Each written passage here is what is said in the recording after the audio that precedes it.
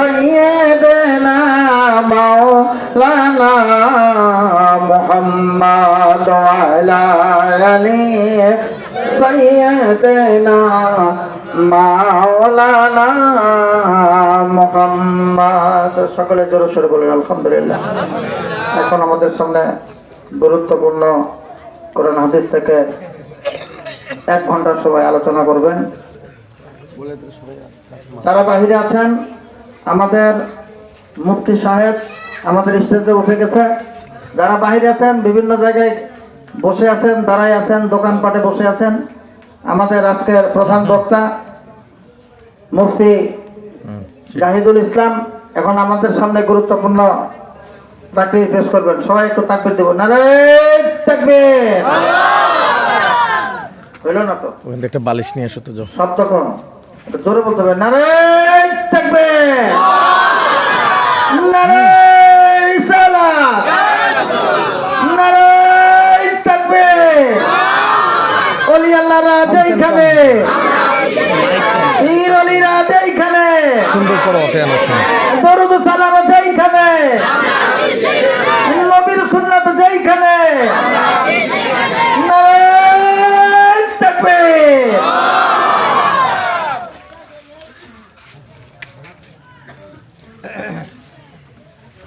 আসসালামু আলাইকুম ওয়া রাহমাতুল্লাহি ওয়া বারাকাতুহু।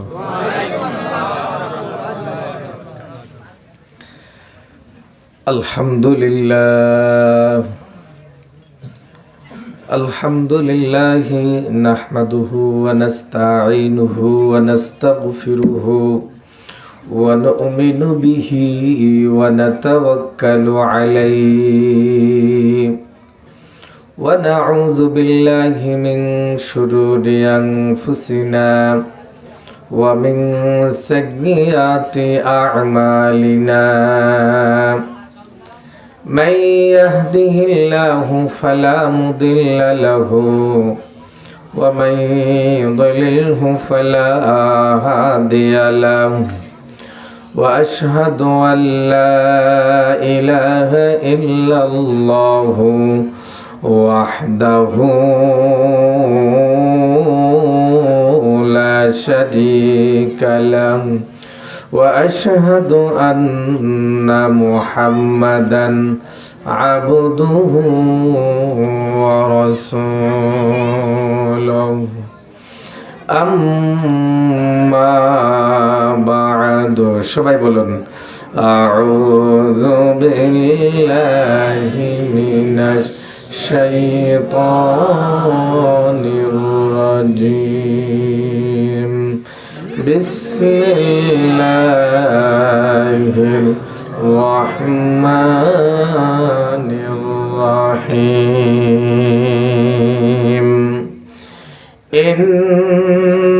ইন্নাল্লাহা ওয়া মালাইকাতাহু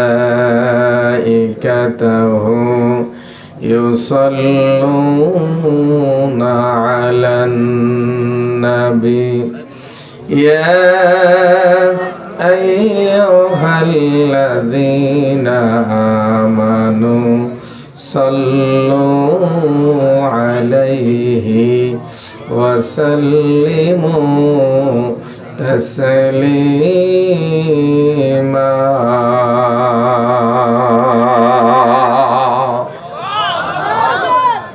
وقال النبي صلى الله عليه وسلم من صلى علي واحدا صلى الله عليه عشرا.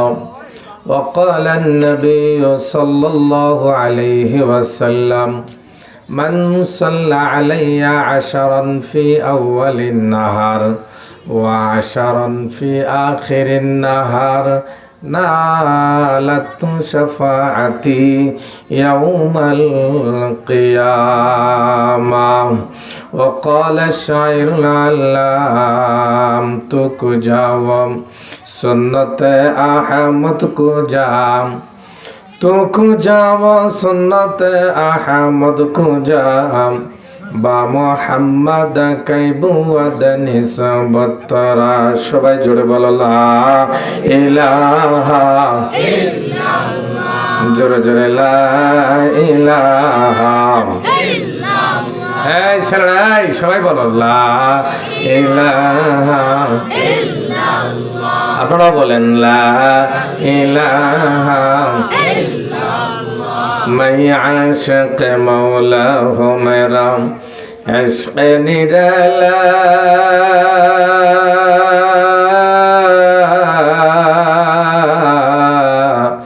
जुमला जहाँ जिनके तजल्ली से उजाला ला इलाहा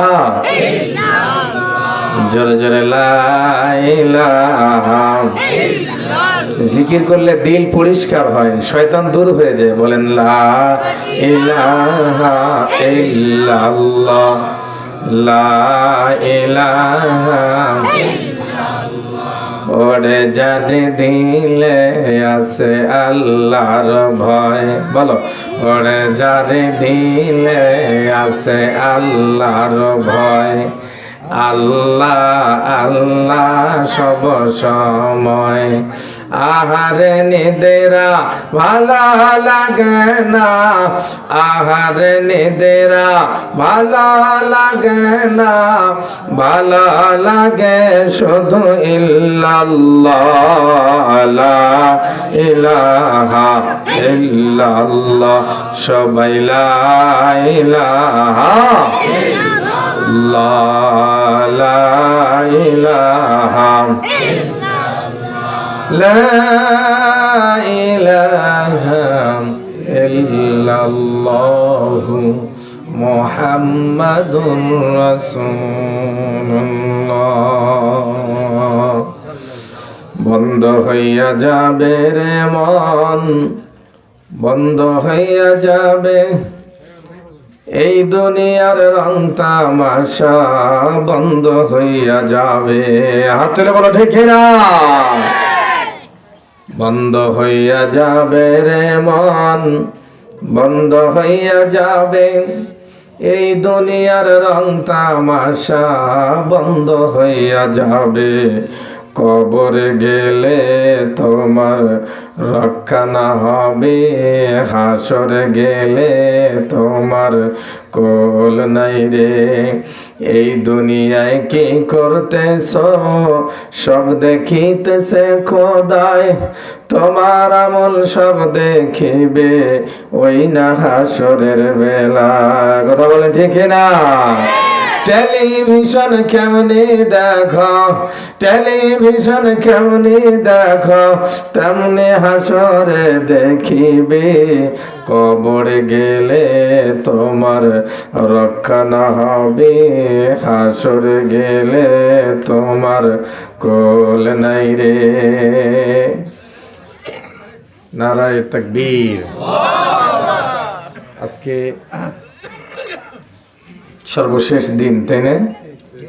কয়দিন থেকে চললো? আজকে কততম? 41তম রজনীতে। এক চিল্লা, কি কথা বলেন ঠিক না?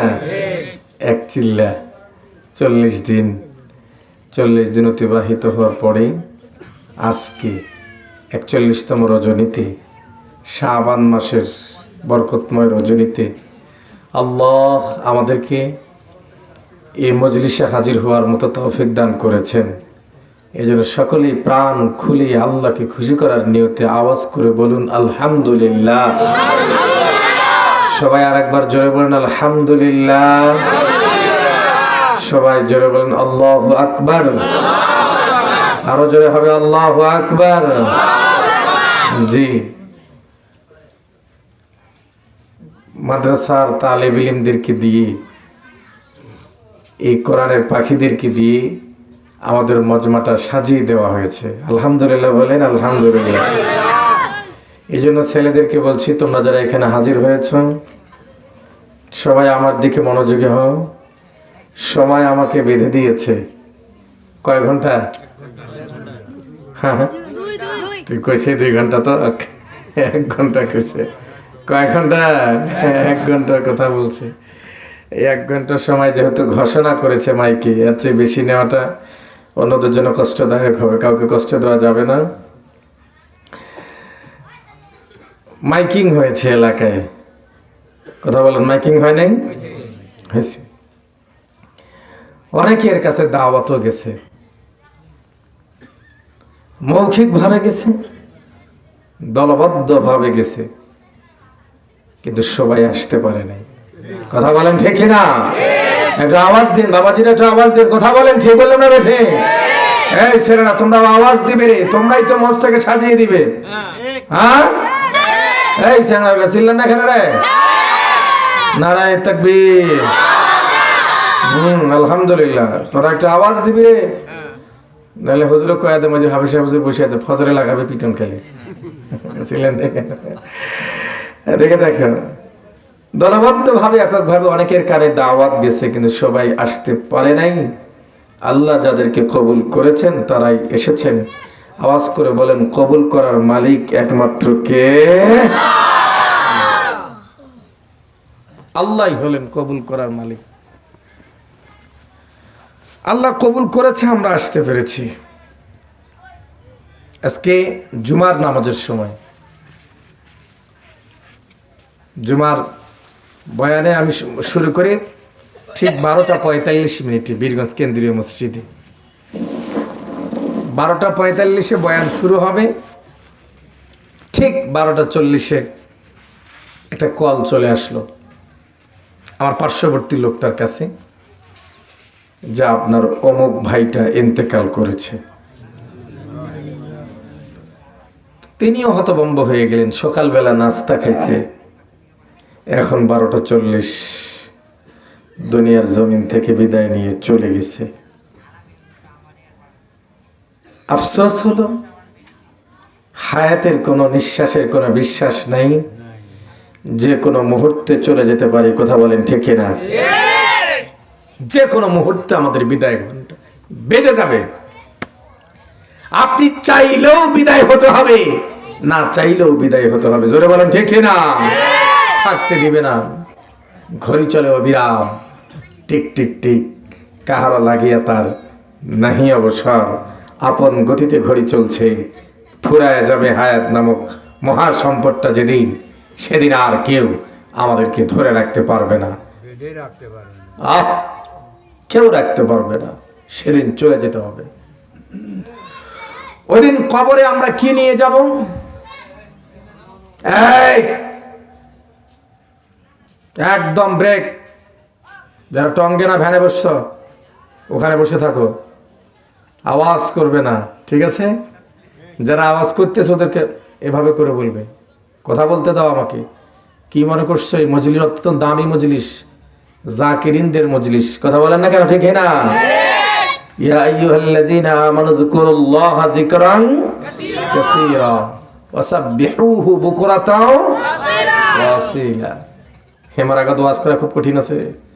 হাফেজ সাহেব তামান বসে আছে, আর ভুল করলে বিপদ আছে এখানে। আল্লাহ বলেন, ইয়া আইয়ুহাল্লাযীনা আমানু যিকুরুল্লাহা যিকরান কাসীরা, বেশি বেশি করে জিকির করো। কত বেশি? কোনো লিমিট নেই। আল্লাহু আকবার বলেন না কেন? ফজরের নামাজ কেউ যদি 6 রাকাত পড়ে হবো, খুব মোহাব্বত করে 6 রাকাত পড়লে। ইমাম সাহেব করলে, ইমাম সাহেব আজকে ঠিক বলছেন, এর একটা লিমিট আছে। জোহরের ফরজ নামাজ 4 রাকাত। এখন বাইতুল মুকাররমের ইমাম, আমরা গোলাপগাজী ইউনিয়ন পরিষদ মসজিদে এসে হাজির হয়েছে আব্দুল মালিক সাহেব হাফিজাহুল্লাহ, আর ইমাম সাহেব হুজুর এখানে বসে আছে। আর ইমাম সাহেব হুজুর সবাই বলতেছে, হুজুর বাইতুল মুকাররমের খতিব আছে ঢাকা, জোহরের নামাজটা উনি পড়াবে আজকে। ইমাম সাহেব সম্মান দেখায় পারমিশন দিল, পড়ান আপনি। আর বাইতুল মুকাররমের খতিব যদি সারা জীবন তো বললেন 4 রাকাত, আমি আজকে 6 রাকাত পড়াইয়া দিই, নামাজ হবে? কেউ পড়বে? লোকমা দিবে কি দিবে না? সুবহানাল্লাহ বলে লোকমা দিবে। হুজুর বসে যান, সুসেজদা দিয়া সালাম ফিরান। এর একটা লিমিট আছে, কিন্তু জিকিরের কোনো লিমিট নেই। আল্লাহু আকবার বলেন। সকালে করা, দুপুরে, এরকম বরকতময় মজলিসে বসেছি আমরা। মজলিসের দাম আছে, কথা বলেন না কেন ঠিক না? আসুন, কোরআনে মাজিদ, এই ছেলেরা ও তোমাদের তাকবীরটা দেয়নি, হাত তোলো সবাই। হ্যাঁ, তাকবীরটা বাদ আছে এখনো আমার। আপনারা তুলবেন না? ছেলেগুলোকে আপনারা একটু সাহস দিবেন না? মার হাবা লানা দাও লানা দাও লানা দাও। হ্যাঁ, মুঠ বান্ধ মুঠ বান্ধ মুঠ বান্ধ রে, মুঠ বান্ধ বান্ধ বান্ধ। আমি আস্তে করে বলি লিল্লাহি তাকবীর, তোমরা জোরে বলবে আল্লাহু আকবার। ঠিক আছে না? মাইক কি বীরগঞ্জ থেকে আসছে এটা? হ্যাঁ, আসছে আর কি এখান থেকে। দেখি মাইকের আওয়াজ বেশি দূর যায় না, তোমাদের আওয়াজ বেশি দূর যায়, দেখি না? মুখটা ছাড়ি দিস, ঠিক আছে? নারায়ে তাকবীর, আরো জোরে লিল্লাহি তাকবীর। আর একবার দিকে না জোরে রে, নারায়ে তাকবীর। আলহামদুলিল্লাহ। বাইরে ওরা বুঝবে যে কিছু লোকজন আছে, কথা বলেন ঠিক না?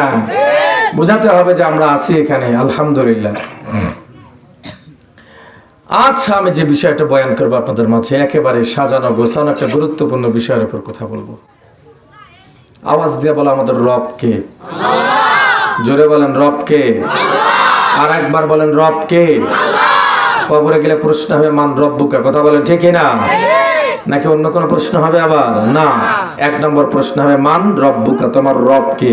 তখন জবাব দিতে হবে আমাদের রব হলো, যে আল্লাহকে রব হিসাবে মেনেছে কেবলমাত্র সেই জবাব দিতে পারবে আমার রব আল্লাহ। যে মানে নাই, আওয়াজ দিয়ে বলেন, সে পারবে? বলেন, পারবে না, কারণ সে তো মানে নাই, রবের সঙ্গে সম্পর্ক করে নাই, যার কারণে তার জবান দিয়ে রব্বি আল্লাহ এটা বের হবে না। কারণ দুনিয়াতে বেঁচে থাকা অবস্থায় রবের সাথে তার সম্পর্ক ছিল না, কথা বলেন ঠিক কিনা? নাম শুধু মোহাম্মদ আব্দুল্লাহ হলেই হবে না। হ্যাঁ, নাম মোহাম্মদ আব্দুল্লাহ, কিন্তু কাম করে সব আবু জেহেলের মতো। এমন লোক আছে না? না, এমন আছে। আসো, আওয়াজ দিয়া বলো, আমাদের নবীর নাম কি? কে রে, তোমরা বললে না কেন? আমাদের নবীর নাম কি? আমাদের নবীর পরে কোন নবী আছে? জবান খুলতে হবে সবাইকে, বলেন আছে? আমাদের নবীর পরে কোন নবী নেই। কোন মানুষ যদি আমাদের নবীর পরে নবুয়তি দাবি করে, ও নবুয়তির দাবিতে মিথ্যাবাদী না সত্যবাদী? মিথ্যাবাদী। এক কথায় মনে রাখতে হবে, সমস্ত নবীদের সেরা নবী, সকল নবীদের সর্দার নবী, আমাদের দয়ার নবী, মায়ার নবী, রহমাতুল লিল আলামিন নবী। আল্লাহ পাক আমাদেরকে ওই নবীর উম্মত বানাইছে, যেই নবীর উম্মত হওয়ার জন্য বনি ইসরাইলের মানুষেরা, বনি ইসরাইলের নবীরা পর্যন্ত আল্লাহর কাছে ফরিয়াদ করে বলে, মালিক আল্লাহ,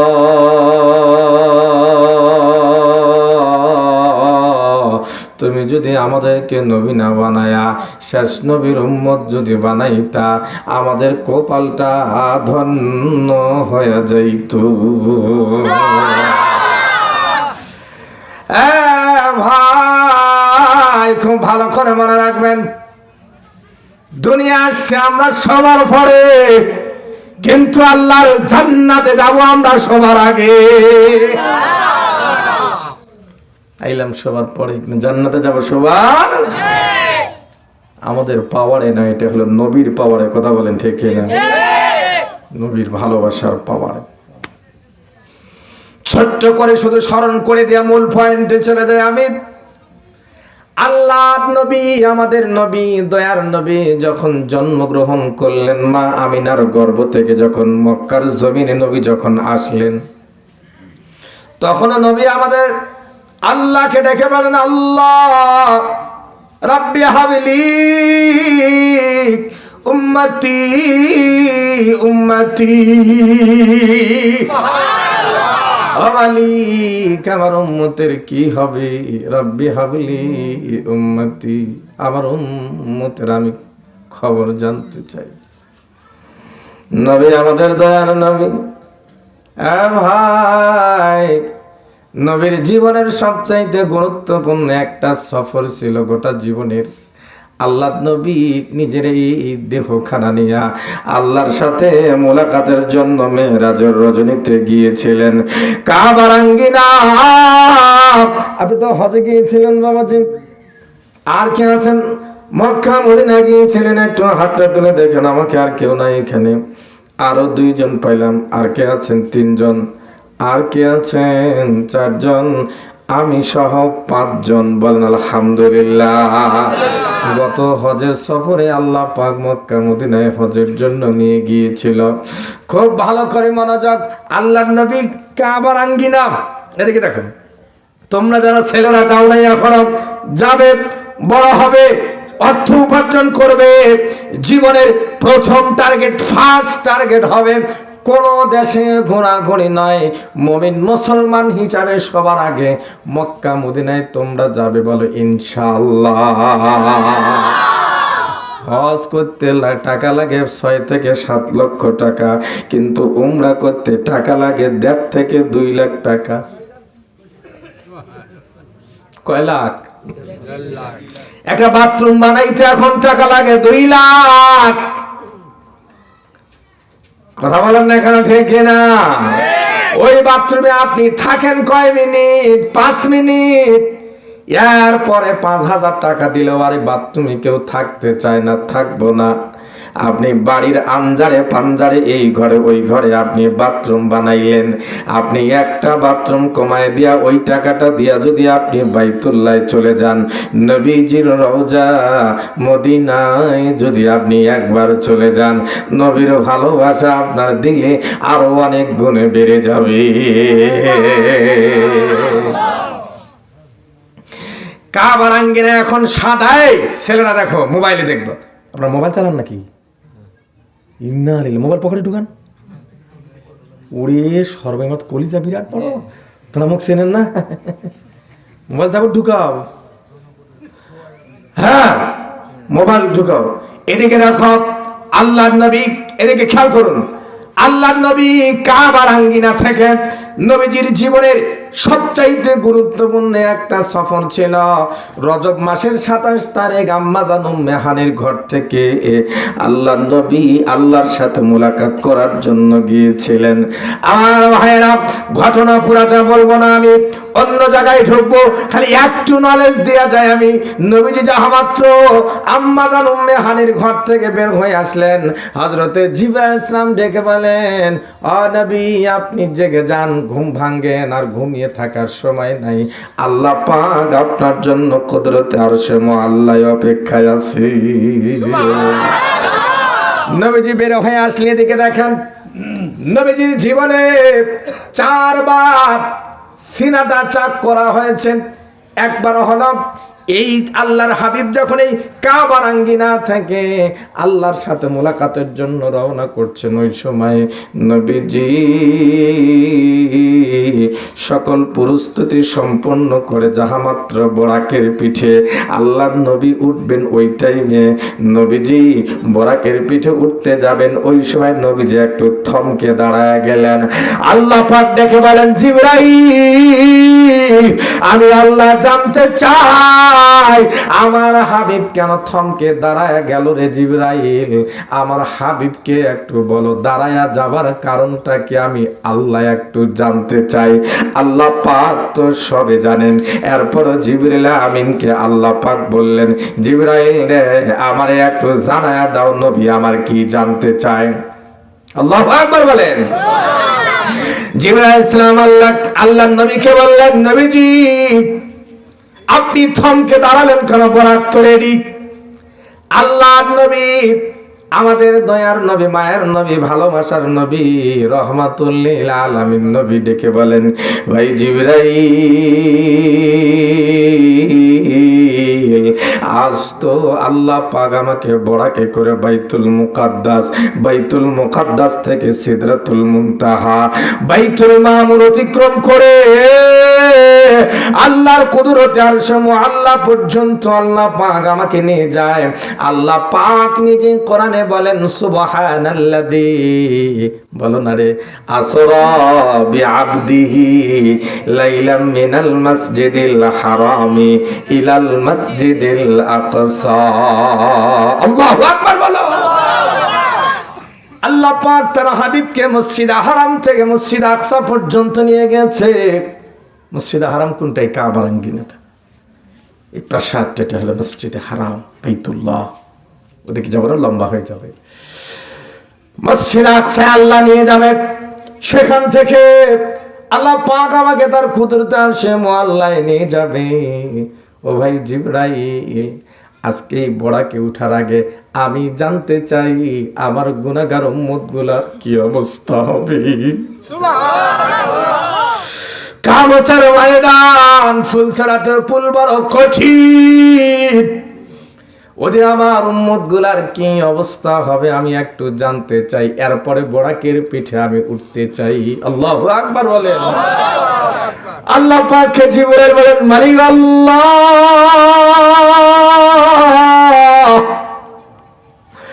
আপনার হাবিব তার উম্মতের চিন্তায় পড়ে আছে।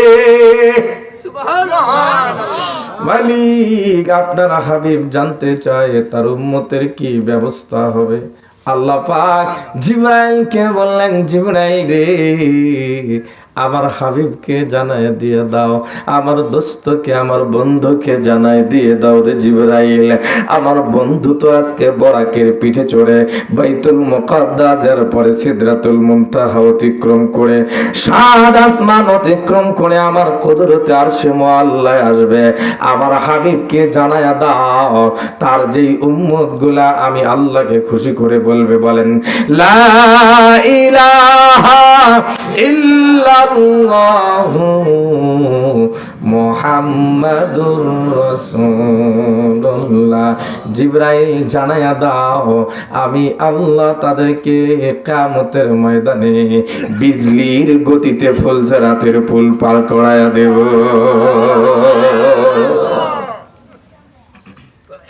আমাদের নবী সেই নবী, সে নবীর উম্মত। আর একটা কথা বলে আমি যে আয়াত পড়ছি ওই আয়াতে ঢুকে যাব, মন চাচ্ছে। কি অসুবিধা আছে নাকি আপনাদের? আবার একটু কয়েক মিনিট। আজকে ঈশার নামাজ যারা আদায় করেছেন ভালো, যারা করেন নাই ফজর থেকে আদায় করবেন, বলেন ইনশাআল্লাহ।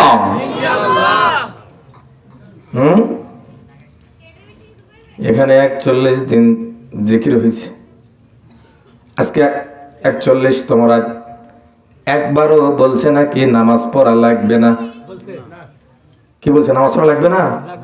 হ্যাঁ হ্যাঁ, প্রতিবারে বলছে, প্রতিদিনে বলছে নামাজ আদায় করো। কথা বলেন ঠিক না?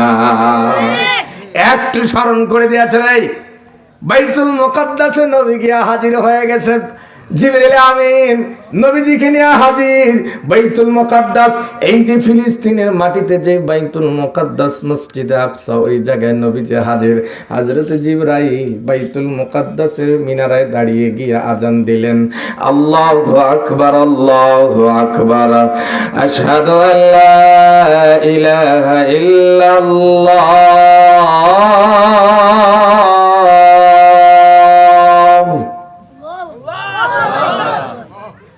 আশহাদু আন্না মুহাম্মাদার রাসূলুল্লাহ।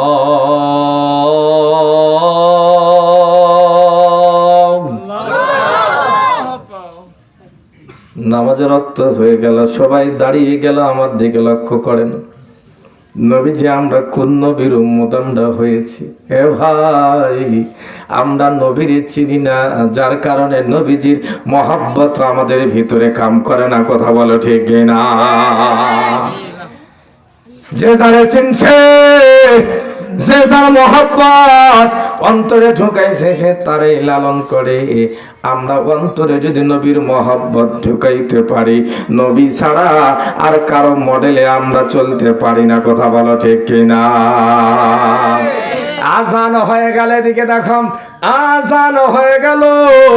আজান হয়ে যাওয়ার পর হযরতে আদম আলাইহিস সালাম, ভাই ভাই বস বস বস, এদিকে দেখ বেটা, কই 1 নম্বর যাবি নাকি? আবার প্রসাব করবার যাবি? তাহলে যা, তাড়াতাড়ি চলে আসবি, ঠিক আছে না ইনশাআল্লাহ? আজান হয়ে গেল। হযরত আদম আলাইহিস সালাম বলেন, আমি তো আদম, আজকের দিনে ইমামতি তো আমি করব। হযরত ইব্রাহিম আলাইহিস সালাম বলেন, মিল্লাত আবিকুম ইব্রাহিমা ওয়া সাম্মাকুমুল মুসলিমিন। আমি ইব্রাহিম তো আজকে ইমামতি করব, আমি হলাম মিল্লতের পিতা। হযরত ঈসা বলেন আমি হলাম ঈসা রুহুল্লাহ, হযরত মুসা বলেন আমি হলাম মুসা কালিমুল্লাহ। আজকের দিনের ইমামতি তো আমার যোগ্য, কিন্তু কেউ তো সামনে যাওয়ার সাহস পায় না। আল্লাহু আকবার বলেন, কেউ সামনে যাওয়ার সাহস পায় না। জিবরিল আমিন নবীজির হাতটা ধরে বলেন, নবীজি আজ আপনার সামনে এই বাইতুল মুকাদ্দাসের জায়নামাজে কেউ যাবে না, আজকের দিনে ইমামতি একমাত্র আপনি করবে। ইয়া রাসূলুল্লাহ, নবী গো, আজকের দিনের ইমামতি একমাত্র আপনার।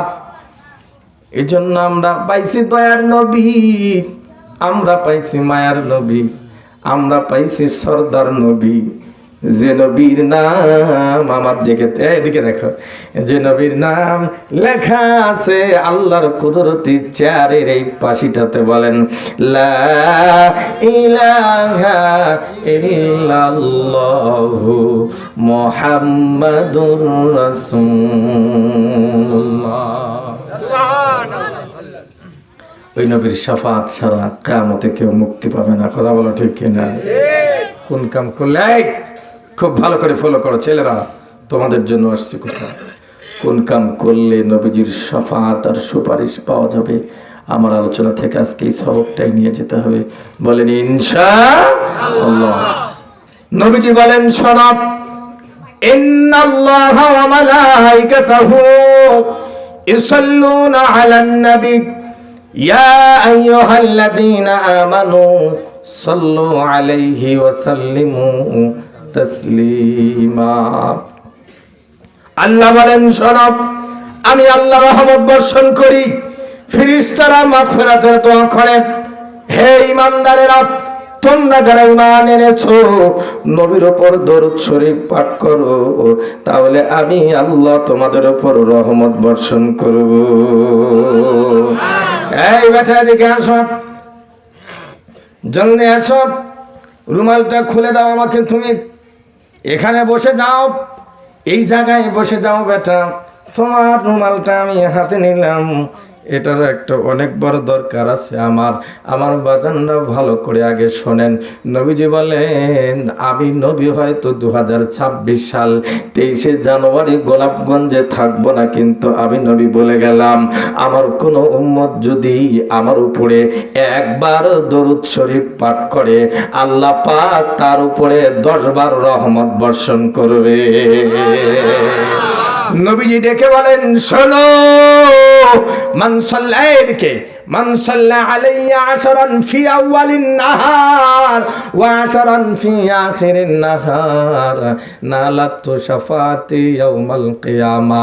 নবীজি বলেন, যেই মানুষটা আমার উপরে দিনের শুরুতে, এর মানে ফজরের নামাজের পরে 10 বার দরুদ শরীফ পাঠ করবে, যেই মানুষটা দিনের শেষ ভাগে, আর মানে মাগরিবের নামাজের পরে আমার উপরে 10 বার দরুদ শরীফ পাঠ করবে, নবীজি ডেকে বলেন, আমার এই ভাগ্যবান উম্মত গুলার জন্য কিয়ামতের ময়দানে আমি নবী সুপারিশ করব।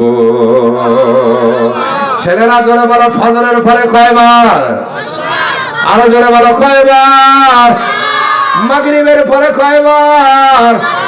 আজকেও মাগরিবের পরে আমি আমল করেছি, এরপরে আপনাদের মাঝে বয়ান করছি আমি সাল্লাল্লাহু আলাইহি ওয়াসাল্লাম। বড় দরুদ পড়তে না পারলেও অন্তত পড়বেন আল্লাহুম্মা সাল্লি আলা মুহাম্মদ। বলো না, আল্লাহুম্মা সাল্লি আলা মুহাম্মদ, আল্লাহুম্মা সাল্লি আলা মুহাম্মদ, আল্লাহুম্মা সাল্লি আলা মুহাম্মদ। 10 বার পড়তে 1 মিনিট সময়ও লাগে না, 30 সেকেন্ডের মধ্যেই 10 বার কিন্তু হয়ে যায়। নবীজি ডেকে বলেন, আমি নবী যে আমার উপরে সকালে 10 বার, বিকালে 10 বার দরুদ শরীফ পড়বে, ওই কিয়ামতের ময়দান যেদিন ভাই তার ভাইকে চিনবে না, বাবা তার সন্তানকে পরিচয় দেবার চাবে না, সন্তান তার বাবাকে পরিচয় দেবার চাবে না। আল্লাহ বলেন, ইয়াউমা ইয়াফিরুল মারউ মিন আখিহি ওয়া উম্মিহি ওয়া আবি ওয়া সাহিবাতিহি, তারপর কি বলো, ওয়া সাহিবাতিহি ওয়া বানি। আল্লাহ বলেন কিয়ামতের ময়দানে ভাইরা ভাইদেরকে থুয়ে পালায় যাবে, মা তার সন্তানকে রেখে পালায় যাবে, সন্তান তার মাকে রেখে পালায় যাবে, বাবা তার সন্তানকে রেখে পালায় যাবে। ওই সময় আমি দয়ার নবী গিয়া তার সামনে হাজির হয়ে যাব। আমি নবী তার জন্য সুপারিশ করব, একটা আমল করো,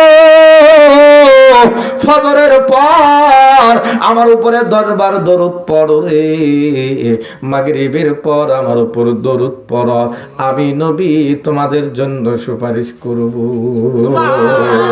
ছেলেরা বলো তো আমল করা যাবে কি যাবে না? আমল করবে ইনশাআল্লাহ।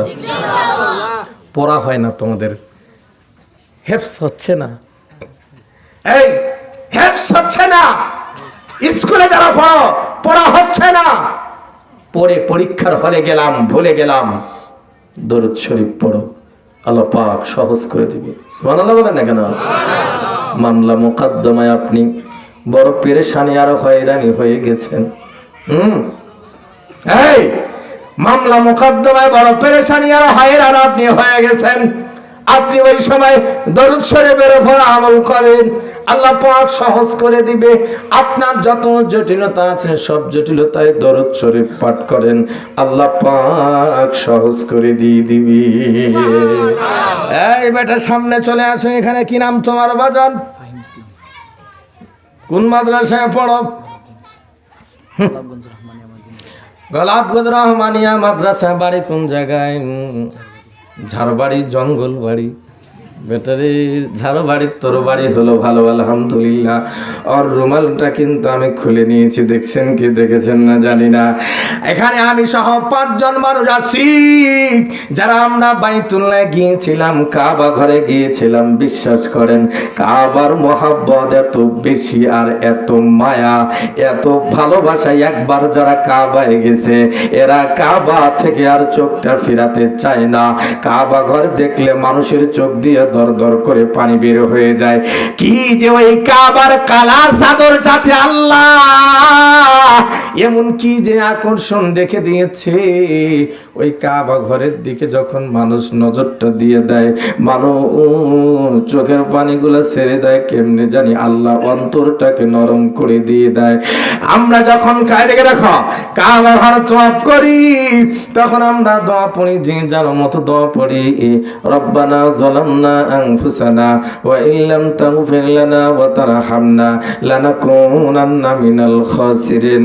মানুষ যখন কাবা ঘর তওয়াফ করে তখন বলে রব্বানা আতিনা ফিদ দুনিয়া হাসানা ওয়া ফিল আখিরাতি হাসানাতাও ওয়া কিনা আযাবান নার। এইভাবে করে মানুষগুলো দোয়া করে। আমার দিকে লক্ষ্য করেন কোন জিনিসটা দিয়ে উদাহরণ দেব। এই মাতৃষ্ঠা তাড়াতাড়ি আমার হাতে দাও, মাতৃষ্ঠা, এই মাতৃষ্ঠা জলদি করে আমার হাতে দাও, সময় আমার হাতে কম আছে। এদিকে দেখেন এই যে কালো জিনিসটা দেখা যাচ্ছে, কাবা ঘরটা চতুর্দিক দিয়া কিন্তু কালো গেলাপ দিয়া, এটা একেবারে কালো কালো কালো কালো কালো, এত ভালো। ওই কালোর মধ্যে আল্লাহ একটা আকর্ষণ রেখে দিয়েছে, জোরে বলেন মারহাবা। ভাই আল্লাহ পাকের এক বান্দা এই কাবা ঘরটা তওয়াফ করতে আসে, আর সে এটা ধরে না। এই বাবা তুমি একটু ধরো, তুমি একটু ধরো, এদিকে বাবাজি কই যাচ্ছেন আপনারা? এটা একটু সামান্য সোজা করে দিলে কি হয়, যে বারবার বাঁকা হয়ে যাচ্ছে। এদিকে একটু মুছো দেখতে। হ্যাঁ ঠিক আছে ঠিক আছে, নিচে আমি নিজে নিচে এবার ঘুরে যাচ্ছে, টাইট হয়নি। এদিকে বাস হয়ে গেছে, এবার ঘোরাঘুরির জন্য কর। এদিকে দেখেন কাবা ঘর তওয়াফ করতেছে, আর তাকায় দেখেন আল্লাহর বান্দা দরুদ শরীফ পড়তে আছে, আল্লাহুম্মা সাল্লি আলা মুহাম্মদ, আল্লাহুম্মা সাল্লি আলা মুহাম্মদ। কে ডাকলো আপনাদেরকে? কে ডাকতেছে? ও কাজের জন্য? আচ্ছা, এই কয়জন যাবেন, আর কেউ যাবেন না? ওই কি কাজ ওটা আমি জানি আর কি, ওনার একটা কাজে গেছে এখানে, কাজটা আমার জানা, ওটা আমার সঙ্গে ঘরে আলাপ হয়েছে, কাজের জন্য একটা যাচ্ছে ওনারা। আচ্ছা, ও কাজ ওনাদের করতে দেন। আপনারা খেয়াল করেন, আল্লাহ পাকের বান্দা আমরা যখন কাবা ঘর তওয়াফ করি এই দোয়াগুলা পড়ি, কিন্তু তাকায় দেখেন আল্লামা শিবলি রহমাতুল্লাহ আলাই, আল্লাহর অনেক বড় ওলি বান্দা, তিনি তাকায় দেখেন এই যে ছেলেটা, এ বেটা দাঁড়িয়ে যা, এখানে সিঁড়িতে দাঁড়াও, তুমি সিঁড়িতে দাঁড়াও, তোমাকে একটু সবাই দেখে নেগে আমার দিকে দেখেন। এর মতো বয়সের একটা ছেলে বা এর চেয়ে আর একটু বেশি বয়সের হবে, ছেলেটা কাবা ঘর তওয়াফ করতে আছে আর একটা দোয়া পড়তে আছে, আল্লাহুম্মা সাল্লি আলা মুহাম্মদ, আল্লাহুম্মা সাল্লি আলা মুহাম্মদ। বলেন আল্লাহুম্মা সাল্লি আলা মুহাম্মদ। আল্লাহ এদিকে আমার দিকে লেখা, আমার হাতে হাত রাখেন। আমার আল্লামা শিবলি রহমাতুল্লাহ আলাইহি তাকে যখন এভাবে কাবা ঘর তওয়াফ করে আর একটাই শুধু দরুদ পড়ে, আল্লাহুম্মা সাল্লি আলা মুহাম্মদ, আল্লামা শিবলি রহমাতুল্লাহ আলাইহি ঘাড়ে হাতটা লাগায় দিয়ে বলে, বেটাজি তুমি খালি একটাই দোয়া পড়ো, নবীর উপর দরুদ পড়ো, তোমার কি আর কোনো দোয়া জানা নাই? যুবকটা ডাক দেয়া বলে, জনাব আপনি কে গো? আপনারে চিনি না, আপনি আমারে গুরুত্বপূর্ণ বিষয়ে প্রশ্ন করেছেন, এখন আমাকে জবাবটা দিতেই হচ্ছে। ও জনাব শোনেন, আমি দরুদের মধ্যে যেই ফজিলতটা দেখতে পেয়েছি, অন্য কোন আমলে আমি আর এই ফজিলত দেখতে পাই নাই। জোরে বলো সুবহানাল্লাহ। দরুদে আমি যে ফজিলতটা দেখতে পেয়েছি, অন্য কোন আমলে আমি আর এই ফজিলতটা দেখতে পাইনি। শিবলি রহমাতুল্লাহ আলাইহি বলেন, কি তুমি দেখতে পেয়েছো দরুদের মধ্যে ফজিলত একটু ভালো? আমি আর আমার বাবা, দিকে দেখো, আমি আর আমার বাবা দুইজনে আমরা হজ করার জন্য বাড়ির থেকে বের হয়েছিলাম, দুইজনে হজ করার জন্য বের হয়েছি। বাপ বেটা দুইজনে হজের জন্য যখন বের হয়েছে, বাগদাদের কাছাকাছি এসে যাহা মাত্র পৌঁছে গেছে, আমার আব্বা আমার হাতটা টেনে ধরে বলে, বেটা জি শরীরটা আমার বেশি ভালো না, এই জায়গায় তুমি তাঁবুটা টানায় দাও, আগে একটু রেস্ট নেই, আরাম করি, এরপরে যাব আমরা কাবার দিকে হজের উদ্দেশ্যে। কিন্তু আল্লাহ পাকের কি খেলা, বুঝাবার মুশকিল। আল্লাহ পাকের কি খেলা, একদিন চলে গেল, 2 দিন চলে গেল, 3 দিন চলে গেল, 3 দিন, তৃতীয় রাতের বেলা আমার আব্বার শরীরের দিকে আমি তাকায় দেখি কেমন জানি আমার বাবার শরীরটা ঠান্ডা হয়ে গেছে। এর মানে আমি একটু পরে তাকায় দেখি আমার বাবার শরীরটা একেবারে নিস্তেজ হয়ে গেছে, দেহ থেকে প্রাণটা বের হয়ে গেছে। অভ্যাসে আমাদের বাংলাদেশের মানুষের অভ্যাস, শিবলি রহমাতুল্লাহ আলাইকে কাবা ঘরের আঙ্গিনায় জবাব দিচ্ছেন সেই ছেলেটা, ও জনাব আপনি আমাকে প্রশ্ন করেছেন, আমি আপনাকে প্রশ্নের জবাব দিচ্ছি। আমি কাবা ঘরের আঙ্গিনায় আছি আপনার সাথে, আমি চুল পরিমাণও কম বেশি করার চেষ্টা করি না। জনাব শুনেন, আমি আমার ব্যাগের ভিতর থেকে একখানা চাদর বের করে আমার বাবার শরীরটা ঢেকে দেওয়ার জন্য যাহা মাত্র আমি গেলাম, ঠিক ওই সময়ে যাহা বাবার লাশের পাশে আমি গিয়া হাজির হয়ে গেছি।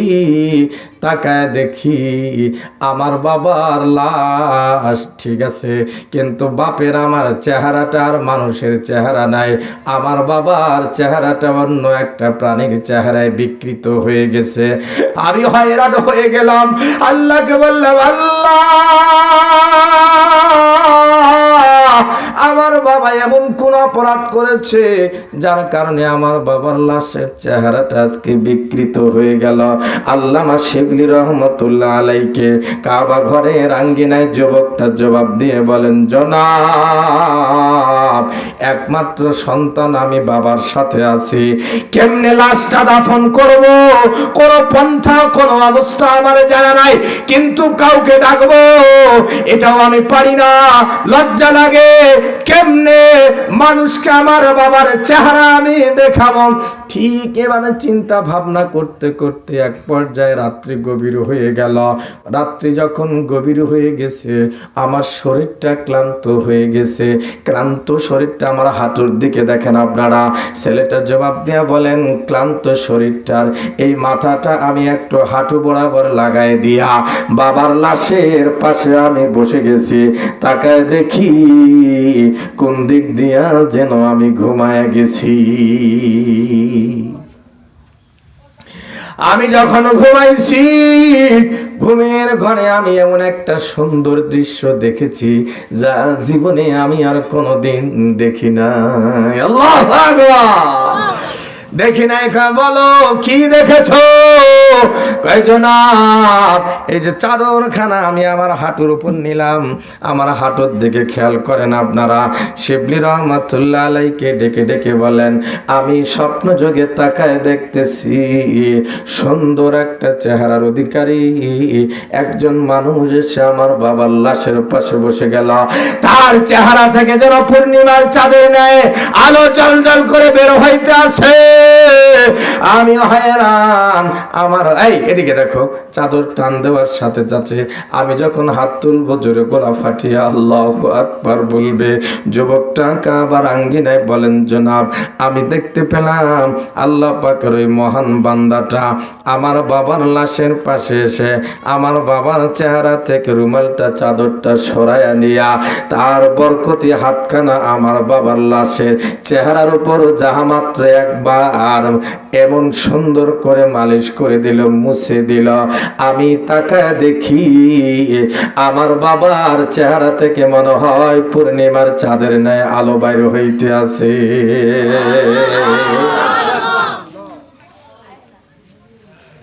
বলুন আল্লাহু আকবার। আমি হয়রান, কে আসলো আমার এই চরম বিপদে? কে এই মহান পুরুষটা যার হাতের বরকতে আমার বাবার চেহারাটা সুন্দর হয়ে গেল? তিনি চলে যাচ্ছিল, একটু পরে ওনার পাঞ্জাবিটা আমি টেনে ধরে বললাম, আপনি কে গো? আপনি এখান থেকে বিদায় নিয়ে চলে যাবার আগে মেহেরবানি করে একটু আপনার পরিচয়টা আমাকে দিয়ে যান। চরম বিপদের সময় আপনি বড় উপকার করলেন আমার। ওই সময়ে তিনি জবাব দেন, তিনি আর কেউ না, তিনি আর কেউ না, তিনি হলেন আমাদের দয়ার নবী, তিনি হলেন মায়ার নবী, রহমাতুল লিল আলামিন নবী। আল্লাহ পাক আমাদের নবী সম্বন্ধে বলেন, ও আমা আরসালনাকা ইল্লা, বলো বলো, ওয়ামা আরসালনাকা ইল্লা রাহমাতাল লিল আলামিন। আল্লাহু আকবার। ওগো নবীজি, আমি তো আপনারে রহমত করে বানাইছি, দুনিয়া তো আপনি রহমত, আখিরাতেও আমাদের নবী রহমত। সুবহানাল্লাহ বলেন, সুবহানাল্লাহ বলেন। ভাই ওই সময় যুবকটা নবীজির পরিচয় যখন জানতে পারলেন, নবীজিকে জড়ায় ধরে বলেন, ইয়া রাসূলুল্লাহ, ইয়া হাবিবাল্লাহ, নবী গো, জানতে চাই আমার বাবার মরণের খবর আপনি কেমনে পাইলেন? নবী, কেমনে আপনি আমার বাবার মরণের খবরটা পাইলেন? আমারে একটু আপনি বলবেননি? নবীজি বলেন, যুবক রে, তোমার বাবা আমার তসবি কোন জায়গায় গেল? যুবক রে, তোমার বাবা প্রতি রাতে তসবি কার কাছে আছে একটু দেন না, আমার একটা তসবি দেন, তসবিটা দেন তো, পাঞ্জাবি জুমার সময় চেঞ্জ করেছি, মনে হয় বাদ পড়ে গেছে। যুবককে দেখে বলেন, নবীজি বলেন, এ যুবক, তোমার বাবা প্রতি রাতে এশার নামাজের পরে যখন ঘুমাতে যাই তোরে যুবক, প্রতি রাতে তোমার বাবা আমি নবীজির উপরে 300 বার করে দরুদ পড়ুন। 300 বার দরুদ পড়ে এরপরে তোমার বাবা ঘুমাতে যাই তোরে যুবক। আজকে যখন মাগরিব গেল, এশা বিদায় নিয়ে গেল, এশার পরে মধ্য রজনী বিদায় নিয়ে চলে যায়, তোমার বাবার দরুদের হাদিয়া আমার রওজায় আসে না। আমার যেই উম্মতেরা যেই জায়গার থেকে দরুদ পড়ে না কেন, আজকে এই জায়গার থেকেও আপনি দরুদ পড়েন। যেখান থেকে আপনি দরুদ পড়েন, দরুদের হাদিয়া নবীজির রওজায় পৌঁছানোর জন্য আল্লাহ পাক একদল ফেরেশতা নিয়োজিত করে রেখেছেন। জোরে বলেন সুবহানাল্লাহ। নবীজি, আমি জানতে চাই কেমনে আপনি আমার বাবার মরণের খবর পাইলেন? নবীজি জবাব দিলেন, প্রতি রাত 300 বার দরুদ পড়তাম। আজকে ঈশা গিয়ে মধ্য রজনী চলে গেল, কিন্তু তোমার বাবার দরুদের হাদিয়া আমার রওজায় এখনো পর্যন্ত পৌঁছলো না। আর তোমার বাবার দরুদের হাদিয়া যেই ফেরেশতা পৌঁছায় দিত, আমি ওই ফেরেশতারে ডেকে বললাম, রে ফেরেশতা, আমার মায়ার উম্মত, ভালোবাসার উম্মতের দরুদের হাদিয়া এখনো কেন আমার রওজায় এসে হাজির হয় না? আরে যুবক, ওই সময় আল্লাহর ফেরেশতা ডেকে বলে, ইয়া রাসূলুল্লাহ, ইয়া হাবিবাল্লাহ, নবী গো, আপনার ভালোবাসার উম্মতের দরুদের হাদিয়া কেমনে আসবে? আপনার মহাব্বতের উম্মত তো ইন্তেকাল করেছে। নবীজি ইন্তেকাল করেছে, শুধু তাই না, তার চেহারাটা শুকরের আকৃতি ধারণ করেছে। নবী, আপনি তো দয়ার নবী, আপনি মায়ার নবী, আপনি রহমতের নবী, আপনি আপনার উম্মতের জন্য কোনো কিছু একটা করেন না। যুবক রে, আমি তোমার বাবার এই দুরবস্থার কথা শুনে আমি নবী এসে হাজির হয়ে গেছি। নবীজি বলেন, শোনো, যেই মানুষটা আমাকে স্বপ্ন যোগে দেখবে, সে আমাকে স্বপ্নে দেখলো, কারণ শয়তান সবার সুরত ধরতে পারে, কিন্তু শয়তান আমার সুরত ধরতে পারে না। যেমন রানি ফিল মানাম ফাকাদ রানি। আল্লাহু আকবার বলে। নবী বলেন, যে আমারে স্বপ্নে দেখলো সে বাস্তবিকে আমাকেই দেখলো, কারণ শয়তান আমারে সুরত ধারণ করে নকল করতে পারে না। আল্লাহ শয়তানকে এই পাওয়ারটা দেয় নাই। নবীকে যদি কোনো মানুষ স্বপ্নে দেখতে চায়, তার জন্য ছোট্ট করে একটা আমল বলে দিয়ে যায়। কোনো মানুষ যদি একটানা 40 দিন হালাল খানা খাইয়া ইসলামের যাবতীয় বিধিবিধান মেনে নিয়া এশার নামাজের পরে পবিত্র বিছানায় ঘুমায় এবং হালাল খানা খায়, পবিত্র অবস্থায় ঘুমায়া প্রতি রাতে যদি 1000 বার দরুদ শরীফ পাঠ করে, আল্লাহর নবী তাকে স্বপ্নে মুলাকাত দিয়ে দিবে। বড় কঠিন। শুধু আপনি না, আপনার বিবিটারও পর্দায় রাখা লাগবে। এক কথায় পুরা ইসলামের বিধিবিধান গুলা মানিয়া 40 দিন আমল করলে আল্লাহ পাকের নবীর স্বপ্নে মুলাকাত দিয়ে দিবে। এই ছেলেরা আমার দিকে তাকান, বাবাজিরা আপনারাও দেখেন, নবীজি বিদায় নিয়ে চলে যাবে। ওই সময় যুবকটা রেখে বলে, ইয়া রাসূলুল্লাহ, ইয়া হাবিবাল্লাহ, নবী গো, আমি বড় পেরেশান আর হয়রান হয়েছিলাম। নবী, আপনি আমারে বাঁচাইলেন 300 বার করে। আমার বাবা আপনার উপর দরুদ পড়তে, আমি এটা জানতাম না। আপনি বললেন আমি আর কোনদিন এই দরুদের আমল ছাড়ব না। নবীজি বলেন, যুবক রে, এটা তো গেল রাতের বেলা, আগামীকাল সকাল বেলা খেলা হবে।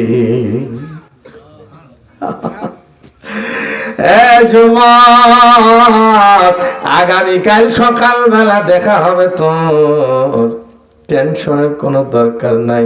যুবকটা কাবা ঘরের আঙ্গিনায় হযরতে শিবলি রহমতুল্লাহ আলাইকে বলেন, নবী বিদায় নিলেন, আমারও ঘুমটা ভেঙে গেল, ফজর হয়ে গেল, ফজরের নামাজ আদায় করলাম। এদিকে ফজরের নামাজ আদায় হয়ে গেল, ফজরের পর তাকায় দেখি হাজার হাজার মানুষ চতুর্দিক থেকে আমার বাবার জানাজায় শরীক হওয়ার জন্য আসতে আসি। ফজরের পরে তাকায় দেখি হাজার হাজার মানুষ চতুর্দিক দিয়া আমার বাবার জানাজায় অংশগ্রহণ করার জন্য হাজির হয়ে গেছে। আমি ডাকায় বললাম লোকগুলাকে, জানাজার শেষে বললাম, ভাইয়েরা আমার, জানতে চাই তোমরা কেমনে আবার আমার বাবার জানাজার খবরটা পাইলা? আমার বাবার জানাজার খবর তো আমি কাউকে দেই নাই। ওই সময় লোকগুলা ডেকে বলে, যুবকরে, আমরা ফজরের পর চলন্ত পথে ছিলাম রে, কে যেন গায়েব থেকে বলে যায়, তোমরা যদি তোমাদের গুনাহগুলাকে মাফ করাইতে চাও, তোমাদের পাড়ায় মহল্লার পাশে বাগদাদের শহরের কিনারায় আল্লাহ পাকের এক বান্দার জানাজা নামাজ হবে সকালবেলা। ওই জানাজায় যদি তোমরা অংশগ্রহণ করো, আল্লাহ পাক পিছনের সগীরা গুনাহগুলা মাফ করে দিবি। যুবক, এই খবর শোনার পর আমরা আর কেউ ঘরে থাকি নাই। আওয়াজ দিয়ে বলেন তো, আমাদের জীবনে গুনাহ আছে না নাই? সবাই বলে আছে না না? এই গুনাহ একমাত্র মাফ করার ক্ষমতা কার? জোরে বলেন কার? আল্লাহ মাফ করায় দেবেন কিভাবে আল্লাহ পাকে ভালো জানেন। ডেকে ডেকে বলল, কে জানি গায়েব থেকে বলল, ওই জানাজায় যদি অংশগ্রহণ করো তাহলে আল্লাহ তোমাদের গুনাহগুলা মাফ করে দিবে। আমরা আমাদের গুনাহগুলা মাফ করার জন্য তোমার বাবার জানাজায় এসে হাজির হয়ে গিয়েছি। সুবহানাল্লাহ বলেন। আমার মা বোনেরাও নাকি শুনলাম অনেক মহিলা মানুষ, অনেক মা বোন এসে হাজির হয়ে গেছে। আপনাদেরকেও বলি, আম্মা জানেরা, আপনাদেরকেও বলি, একটু ভালো করে মনে রাখবেন আম্মা জানেরা, আপনাদের জন্য একটা আমল আমি দিয়ে যাই। এখান থেকে সবার জন্য একটা আমল হলো, এশার নামাজের পরে আমরা ঘুমাতে যাওয়ার আগে অন্তত আমরা 300 বার করে দরুদ শরীফ পড়ব। বলেন ইনশাআল্লাহ? ইনশাআল্লাহ। কয়শো বার করে? এই 300 বার যদি দরুদ পড়েন, এর আরেকটা লাভ কি আপনাদেরকে বলি। নবীজি বলেন, কোন মানুষের যদি উহুদ পাহাড় সম পরিমাণ যদি কোনো মানুষের ঋণ থাকে, আর সে যদি প্রতি রাতে 300 বার করে দরুদ শরীফ পাঠ করে, আল্লাহ পাক তাকে ঋণ পরিশোধ করার তৌফিক দিয়ে দিবে। বলেন কয়শো বার? 300। যত বড় ঋণ আপনার থাক না কেন, যত বেশি ঋণ থাক না কেন, আপনি প্রতি রাতে আপনি 300 বার করে দরুদ শরীফ পাঠ করবেন। কয়শো বার? জরবেন কয়শো বার? 300 বার করে 300 বার করে দরুদ শরীফ পাঠ করবেন, আল্লাহ পাক আপনার ঋণ পরিশোধের তৌফিক দিয়ে দিবে। সুবহানাল্লাহ। জোরে বলেন না কেন? আমরা দরুদের উপর আমল করতে চাই না। আপনি আমল করেন, প্রতি রাত 300 বার করে দরুদের উপর আমল করবেন। বলেন ইনশাআল্লাহ। এই বাবা তোমরা বলো ইনশাআল্লাহ। 300 বার করে দরুদের উপর আমল করে ঋণ যত আছে আল্লাহ তাআলা পরিশোধ করার তৌফিক দান করে দিবে। আমরা কি এমন কেউ আছি যার ঋণ নাই? আমাদের সবার ঋণ আছে না নাই? কম এবং বেশি আছে না নাই? আছে। এই ঋণগুলা পরিশোধ করাতে যদি চাই, নবীজির শানে 300 বার করে দরুদ শরীফ পড়ার বিকল্প নাই। এজন্য আমরা 300 বার করে দরুদ পড়ব। বলেন ইনশাআল্লাহ। মাদের জন্য একটা আমল বলে দেয়া যায়। ঘরে যখন ছিলাম, খবর আসলো অনেক মহিলা মানুষ এসে হাজির হয়েছে। মারা, আপনাদের আমলটা কি? আমলটা হলো, মা, আল্লাহ গর্ভে সন্তান দান করে। এই সন্তান হলো আল্লাহর নিয়ামত। কথা বলেন ঠিক কিনা? কত মানুষ আছে যাদের সন্তান নাই, সন্তানের জন্য কত ছটপট করে বাংলাদেশ থেকে ভারতে যায় সন্তানের আশায়, সিঙ্গাপুরে যায়, লন্ডনে যায়, সন্তান হয় না। আল্লাহ নিয়ামত দেয়। খেয়াল করুন, এই নিয়ামত যখন কোনো মহিলা মানুষের গর্ভে আসে, মারা সবচাইতে বেশি খুশি হয় যখন কোনো মেয়ে মানুষের গর্ভে সন্তান আসে। একটা মেয়ের, একটা মহিলা মানুষের স্বপ্ন, সাংসারিক জীবনে সার্থকতা হলো যখন সে মা হয়। তার চেয়ে খুশি আর কেউ তখন থাকে না। এই মা হতে গিয়ে মহিলা মা-বোনরা অনেক ভুল করে বসে। এই বাংলাদেশে এখন বিশেষ করে তাকায় দেখতেছি গোলাপগঞ্জ মনে হয় এখন ক্লিনিক খুলে গেছে নাকি? বাহা আছে না? আপনারই আছে? ক্লিনিকে যায় দেখবেন আপনি, যত রুগী আছে সবগুলাই হলো সিজারের রুগী। কথা বলেন না, কেন রেখে না? হ্যাঁ, হঠাৎ দেখ বীরগঞ্জে যান, প্রতিটা ক্লিনিক চলে শুধু সিজারের রুগী দিয়া ভরপুর। আম্মা জানেরা, আপনাদেরকে আমি বলে দিয়ে চলে যাই শেষ পর্যায়ে, খবরদার, আপনার ইজ্জত আপনার স্বামীর জন্য হলো আমানত। আপনি পরপুরুষকে ইজ্জত দেখাবার জন্য কেমনে সিদ্ধান্ত নিলেন? অনেক মহিলা মানুষ গর্ভে বাচ্চা আসার সাথে সাথে স্বামীর উপর বল প্রয়োগ করা শুরু করে দিয়ে দেয়। সিজার করা লাগবে, ঘ্যান ঘ্যানানি প্যান পেনানি শুরু করে দেয়। জোরে বলেন ঠিক কিনা? বাধ্য হয়ে বেচারা চলে যায়, নিজেও সিজার খানাতে নিয়ে চলে যায়। কিন্তু একটা জিনিস মনে রাখবে মা, তুমি যখন সিজারে ঢুকলা, তোমার ইজ্জত নিয়ে অন্যজনে আনন্দ নেয়, ফুর্তি নেয়, কোশ্চিন কালো এটা করতে যায় না। এটা তোমার আমানত, তোমার স্বামীর জন্য তোমার কাছে আমানত আল্লাহ রেখে দিয়েছে। মারা, একটা আমল আছে যে আমল করলে তোমাদেরকে সিজার ঘরে যাওয়া লাগবে না। আমল করো, আল্লাহ পাক নরমালি বাচ্চা প্রসব করার তৌফিক দিয়ে দিবে। কোন আমলটা তোমরা করবে রে মারা? কোন আমলটা করবে?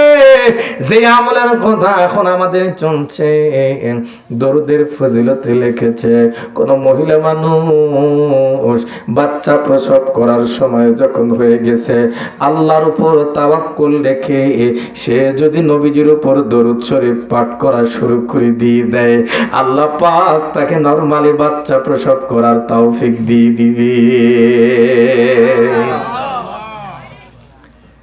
ভাইয়েরা, আপনাদেরকে বলে খবরদার, নিজের বিবিরে সিজারে দেবেন না। বাবাদেরকে বলে নিজের মেয়েরে সিজারে পাঠাইয়েন না।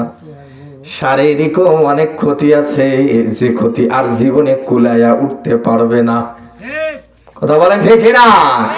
শারীরিক অনেক ক্ষতি আছে, যে ক্ষতি একবার আর হয়ে গেলে আর ওটা কুলাইয়া উঠতে পারবে না। দরুদের উপর আমল করো। আম্মা জানেরা, তোমাদেরকে বলি, ওই অন্তিম সময়টা যখন তোমাদের চলে আসবে, কঠিন একটা সময়। কত মা সন্তান প্রসব করতে গিয়া দুনিয়ার জমিন থেকে বিদায় নিয়ে চলে গেছে। মেয়েদের জীবনের সবচাইতে বড় কঠিন সময় হলো আবার একটা সন্তান যখন তারা প্রসব করতে যায়।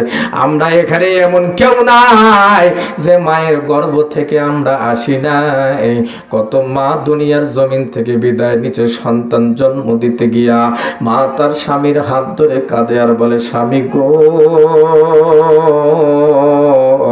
আর হয়তো বা আপনার সাথে আমার দেখা নাও হতে পারে, আমি দুনিয়ার জমিন থেকে বিদায় নিতেও পারি। এখানে কোনো ভলান্টিয়ার নাই? একজন বাচ্চা মানুষ আস্তে করে বলে, এই আস্তে, বেটারা ছোট মানুষ তো আনন্দ করতেছো, এরা খুব সুন্দর শুনতেছে। ভ্যানে বসে তোমরা দুই ভ্যানে যারা শুনতেছো সুন্দর করে, তোমাদেরকে মার হাবা, সবাই যারা বলেন মার হাবা। ওরা ছোট কয়েকজন আর কি।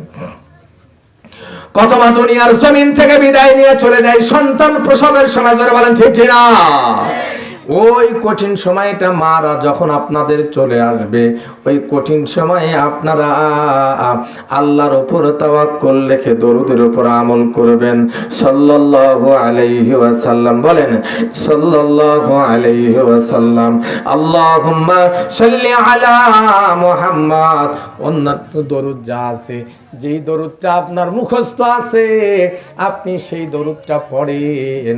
আপনাকে কোশ্চিন কালো আর ওই দিকে যাওয়া যাওয়া লাগবে না, ছুরি কাঁটারের নিচে আপনাকে যেতে হবে না। দরুদের উপর আপনি মজবুতির সাথে আমল করেন, আল্লাহর উপর তাওয়াক্কুল রেখে আল্লাহ পাক আপনার জন্য সহজ করে দিবে। কিন্তু আমাদের মহিলা মা বোনরা এখন হ্যাঁ ওখানেই যাওয়া চায়। এটা তো আল্লাহর দেওয়া পদ্ধতি নয়, কথা বলেন ঠিক না? আল্লাহর দেওয়া পদ্ধতিটা নয়। আম্মা জানেরা, আপনাদের জন্য এই আমলটার কথা বলে গেলাম। এই কঠিন সময় যখন আপনাদের জীবনে চলে আসবে, আসে মাদের কঠিন সময় হলো জীবনের এই সময়টা, কঠিন একটা সময়। ওই সময় আপনারা নবীজির উপর দরুদ শরীফ পড়বেন, বলেন ইনশাআল্লাহ। আল্লাহ তাদেরকে তৌফিক দান করে। সকলে জোরে বলেন আমিন। আর একবার জোরে বলেন আমিন। আমার ভাইয়েরা, খুব ভালো করে মনোযোগ। আর মাত্র অল্প সময় আমি আছি। আর একটু আপনাদেরকে হেদায়েতের নিয়তে, আমলের নিয়তে আর একটা সবক দিয়ে চলে যাই। সেই সবকটা হলো, খবরদার নারী হোক পুরুষ হোক নাপাক অবস্থায় বাড়ি থেকে বের হবেন না। কি অবস্থায়? নাপাক অবস্থায় ঘর থেকে বাড়ি থেকে বের হবেন না, কখনো বের হবেন না। অপবিত্র অবস্থায় কখনো বের হবেন না। অনেক মানুষকে যখন আপনি নামাজের দাওয়াত দিবেন, আমি গোসল করি নাই। তুই কেমন মুসলমান? তুমি গোসল করো নাই মানে তুমি কোন শরীর নিয়ে বেরো? তোমাকে শয়তানি ধরেছে। কথা বলেন ঠিক না? মুসলমান তো অল টাইম পবিত্র থাকবে। হ্যাঁ, উজু নাই সেটা ভিন্ন কথা, উজু করে মসজিদে যাও।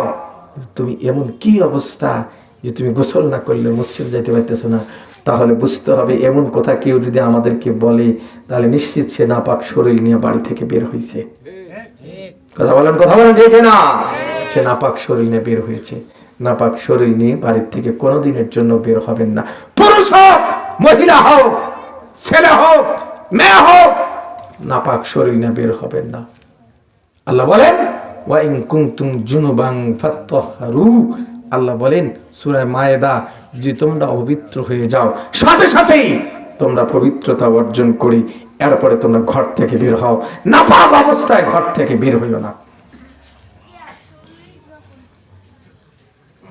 ইবনে আব্দুল্লাহ জালালি রহমাতুল্লাহ আলাইহি বলেন, এদিকে খেয়াল, আবান ইবনে আব্দুল্লাহ জালালি রহমাতুল্লাহ আলাইহি বলেন, এটা আমার দিল চাইছে শেষ পর্যায়ে এসে এই সবকটুকু নিজেও অন্যদের জন্য এটা বলে একটু চলে দিল চাইছে আমার। সেটা হলো আবান ইবনে আব্দুল্লাহ জালালি রহমাতুল্লাহ আলাইহি বলেন, আমার বাড়ির পাশে আল্লাহ পাকের এক বান্দা ইন্তেকাল করেছে। দেখুন, তার কবর একটা খনন করা হলো, মারা গেছে, কবর খনন করা হলো, দাফন করা হবে। এমন সময় দাফন করতে গিয়া তার কবরে যখন খনন করা হয়েছে, কবরে তাকায় দেখে, এদিকে আমার হাতের দিকে দেখেন, বিড়ালের চাইতে একটু বড় একটা প্রাণী তার কবরে হাঁটা চলাফেরা করতে আছে। আবার ইবনে আব্দুল্লাহ জালালি রাহমাতুল্লাহ আলাইহি বলেন, তোমরা এই কবরটা বাদ দিয়ে আর একটা কবর তোমরা খনন করো। কিন্তু হায় আল্লাহ, 2 নম্বর কবরটাও যখন খনন করলো, তখন ওই প্রাণীটা 2 নম্বর কবরেও গিয়া হাজির হয়ে গেল। আবার ইবনে আব্দুল্লাহ জালালি রাহমাতুল্লাহ আলাইহি বলে, তাহলে তোমরা 3 নম্বরে আর একটা কবর খনন করো। আর একটা কবর খনন করা হলো, তাকায় দেখে ওই কবরে ওই ছোট্ট প্রাণীটা যায় হাজির হয়ে গেছে। যারা কবর খনন করতেছিল রাগ উঠে গেছে, তাদের হাতে যে শাবলটা বা কোদালটা ছিল, এটা দিয়া এমন জোরে আর মাথায় একটা বাড়ি দিয়ে ফেলেছে। বাড়ি দিয়েছে, মাথাও ফাটে না, রক্ত বের হয় না, চোখও ভাঙ্গে না, কিচ্ছু হয় না, আরো বড় বড় করে তাকাইতে আছে। আবান ইবনে আব্দুল্লাহ জালালি রাহমাতুল্লাহ আলাইহি বলেন, বুঝা গেছে এই প্রাণী দুনিয়ার কোনো সাধারণ প্রাণী নয়। এর এই অবস্থায় কবরের মধ্যে দাফন করতে হবে, এছাড়া কোনো পথ আর খোলা নাই। আবার ইবনে আব্দুল্লাহ জালালি রাহমাতুল্লাহ আলাইহি বলেন, আমি আমার লোকদেরকে বললাম ওই অবস্থায় তাকে কবরের মধ্যে মাটি দাও, মাটি দিয়ে দাও। কবরে মাটি দিয়ে দেওয়া হলো। আবার ইবনে জালাল আব্দুল্লাহ জালালি রহমতুল্লাহ আলাইহি বলেন, আমি যাহা মাত্র আমরা কবরের উপর বাঁশটা ফেলায় দিলাম, হাঙ্গরটা যাহা মাত্র বিছায় দিলাম, বিছানোর সাথে সাথে মাটি দেওয়া শুরু হয়ে গেল। এমতো অবস্থায় কবরের পাশে যারা দাঁড়িয়ে আছে এরা কেমন জানি কবরের ভিতর থেকে আওয়াজ পাচ্ছে, মনে হয় যেন মৃত মানুষটার হাড় হাড্ডি গুলো ভেঙ্গে চেড়ে চুরমাচার হয়ে যাইতে আছে। খরমর খরমর করে কে যেন চাবাইতে আছে। হামান ইবনে আব্দুল্লাহ জালালি রাহমাতুল্লাহ আলাইহি বলছে, রে লোকেরা জলদি করে মাটি দিয়ে দাও। যেহেতু মাটি দেওয়ার পরে আর বাঁশের আঙ্গুর খুলে কোনো মাইয়েতকে দেখার ইসলামে আর কোনো পারমিশন নাই। সে এখন আল্লাহর জিম্মায় চলে গেছে। রে মাটি দাও, মাটি দিয়ে দাও। ও সবাই মাটি দিয়ে দিল। আবার ইবনে আব্দুল্লাহ জালালি রাহমাতুল্লাহ আলাইহি একটা টিম গঠন করলেন। ছোট্ট টিমটাকে বললেন, জলদি করে তোমরা তার বাড়িতে যাও। আপনি কেমন মানুষ, আপনার সবচাইতে ভালো খবরটা দিতে পারবে আপনার স্ত্রী। কথা বলে ঠিক না? আপনি কেমন মানুষ, নামাজ পড়েন কি পড়েন না, সত্য কথা বলেন কি বলেন না, হালাল খান কি খান না, আপনি কি করেন কি না করেন, সবার চাইতে বেশি ভালো জানে আপনার স্ত্রীটা। কিন্তু আপনি কোন আমল করেন, আপনি জিকির করেন কি করেন না, এটাও আপনার স্ত্রী জানে। কথা বলেন না কেন, দেখে না? আবার ইবনে আব্দুল্লাহ জালালি রহমতুল্লাহ আলাইহি বাড়িতে ছোট্ট টিমটা পাঠাইলেন। পাঠায় খবর নিতে বললেন, কয় জিজ্ঞাসা করো তো সে কোনো খারাপ আমল বদ আমল কোনো করেছিল নাকি, তার বিবির কোনো জানা আছে নাকি সে কোনো বদ আমল করেছে নাকি। আবার ইবনে আব্দুল্লাহ জালালি রহমাতুল্লাহ আলাইহি যে টিমটাকে পাঠালেন, টিমটা গিয়া তার বিবিকে ডাক দিয়া বললেন, বলো তো তোমার স্বামীর কোনো বদ আমল তোমার জানা আছে নাকি। বিবি ডাক দিয়া বলেন, কেন তোমরা বদ আমল জানতে চাও? মানুষ যখন মারা যায় তখন তো ভালো আমলটাই জানা উচিত। কথা বলেন ঠিক কিনা? এবার সবাই দেখে বলেন, মহিলা শোনো, আমরা যখন তোমার স্বামীকে কবরস্থ করলাম, আমরা তার কবরে একটা প্রাণী দেখতে পেয়েছিলাম। মাটি দেওয়ার সাথে সাথে তার কবর থেকে কর্মর আওয়াজ পাইছি। আমাদের মন বলে, রে তার হাড্ডি গুলো গুঁড়ো হয়ে গেছে, প্রাণীটা বড় হয় এটাকে গুঁড়া করে ফেলেছে। ওরে আল্লাহর বান্দিরে, বলো তোমার স্বামীর কোন আমল বদ আমল তোমার জানা থাকলে একটু বলো আমাদেরকে, তাহলে আমাদের জন্য সিদ্ধান্ত নেওয়া বা আমাদের জন্য বোঝা একটু সহজ হয়ে যাবে। ওই সময় ছোট্ট টিমটাকে ওই মরহুমের বিবি জবাব দিল, আমার ভাইরা, আমার স্বামীর একটা আমল আমার জানা ছিল, খারাপ আমল হলো এটা, আমার স্বামীর উপর যখন গোসল ফরজ হইতো, ফরজ গোসল না করে সারাদিন নাপাক অবস্থায় ঘুরে বেড়াইতো।